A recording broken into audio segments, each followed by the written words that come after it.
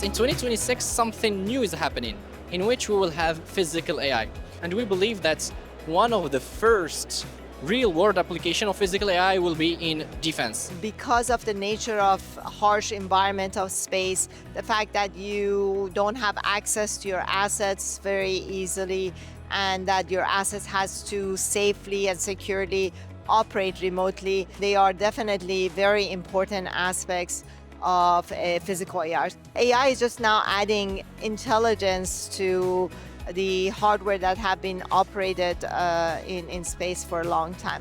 There were satellites, there were probes that had a failure, and since the beginning we have teams that help recover from these failures. So more and more AI is included because technology is improving, but it's something that is not new. So the hope now is that we can better cope with failures or be in more complex systems. Space is used by civilian and military since the beginning. There were silos, but it's blurring now.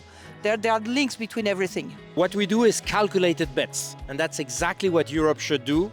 Instead of spraying too thin, we need to take 2 or 3 topics that can really move the needle, strategically build new industries, and one example would be, can we radically change the name of the game in robotics? Robotics can be a huge industry pulling all others because we are in this era of autonomy. I think we should stop waiting for government to be agile, bold. This is not their mission. It's really up to civil society, to the big companies, to the research organizations, to the deep tech startups to really take their future in their hands. For us, only thing counts: excellence and speed. Europe has a huge backbone on Mittelstand companies, so corporates. With the startups and the universities, we are in a good shape and need to be stronger than we think about. In Europe, we have all the necessary ingredients of what it takes to build a very strong industry in physical AI